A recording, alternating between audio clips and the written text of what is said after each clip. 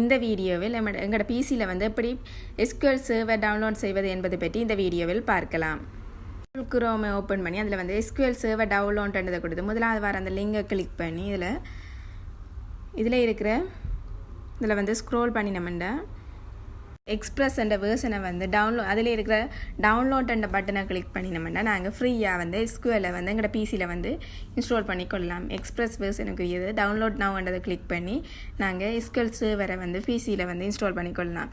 Download ஆகி முடிஞ்ச பிறகு அதாவது அந்த டவுன்லோட் ஆனதை வந்து 2 தரம் கிளிக் பண்ணினோம்னா எங்களோட பிசியில் SQL சர்வர் வந்து இன்ஸ்டால் ஆக ஸ்டார்ட் ஆகும். டவுன்லோட் ஆனதை வந்து 2 தரம் கிளிக் பண்ணினோம்னா எங்களோட பிசியில் வந்து SQL சர்வர் இன்ஸ்டால் ஆக ஸ்டார்ட் ஆகும். தொடர்ந்து இப்போ வந்து எங்களோட பிசியில் வந்து SQL சர்வர் வந்து டவுன்லோட் ஆக ஸ்டார்ட் ஆகிட்டு இதில் வந்து எக்ஸ்பிரஸ் எடிஷனில் வந்து பேசிக்ன்றதை கிளிக் பண்ணிவிட்டு இதில் வந்து அக்செப்ட்ன்றதை கிளிக் பண்ணி அக்செப்ட் என்ற பட்டனை கிளிக் பண்ணி நாங்கள் பிசியில் இதுலேயும் வந்து இன்ஸ்டால்ன்றதை கிளிக் பண்ணி நாங்கள் எங்களோட பிசியில் SQL சர்வரை வந்து இன்ஸ்டால் பண்ணிக்கொள்ளலாம். தொடர்ந்து இப்படி வந்து SQL சர்வரை வந்து பிசியில் இன்ஸ்டால் பண்ணிக்கொள்ளலாம்.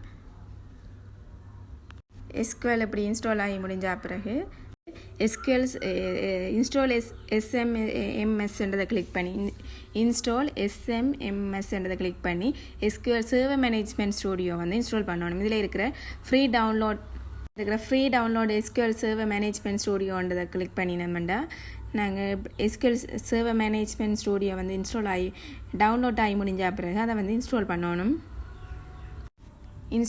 டவுன்லோட் ஆகி முடிஞ்ச பிறகு அந்த SQL சர்வர் மேனேஜ்மெண்ட் ஸ்டூடியோ வந்து 2 தரம் கிளிக் பண்ணி எங்களோட பிசியில் வந்து அதை வந்து இன்ஸ்டால் பண்ணணும்.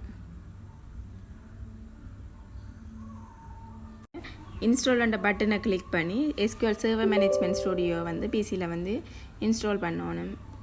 தொடர்ந்து வந்து SQL சர்வர் மேனேஜ்மெண்ட் ஸ்டூடியோ வந்து இன்ஸ்டால் ஆகி முடிஞ்ச பிறகு இதில் இருக்கிற க்ளோஸ் என்ற பட்டனை கிளிக் பண்ணி க்ளோஸ் பண்ணிவிட்டு தொடர்ந்து வந்து நாங்கள் SQL சர்வர் எங்களோட பிசியில் வந்து ஓப்பன் பண்ணி இதையும் வந்து க்ளோஸ் பண்ணிவிட்டு SQL சர்ச் பண்ணி SQL சர்வர் மேனேஜ்மெண்ட் ஸ்டூடியோ வந்து ஓப்பன் பண்ணி நாங்கள் SQL வந்து எங்களோட பிசியில் வந்து யூஸ் பண்ணலாம்.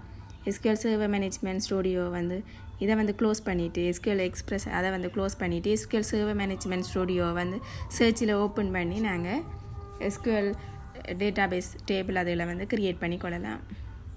சர்வர் நேமை வந்து செலக்ட் பண்ணி கண்டினியூ என்ற பட்டனை கிளிக் பண்ணி நம்மண்டா நியூ குவாரியை கிளிக் பண்ணி நியூ குவாரின்றதை கிளிக் பண்ணி இதில் வந்து கிரியேட் டேட்டாபேஸ் வந்து க்ரியேட் பண்ணிக்கொள்ளலாம்.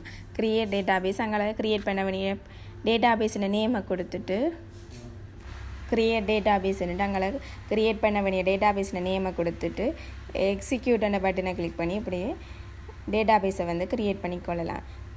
இப்படி வந்து எங்களோட பிசியில் SQL சர்வரை வந்து இன்ஸ்டால் பண்ணிக்கொள்ளலாம்.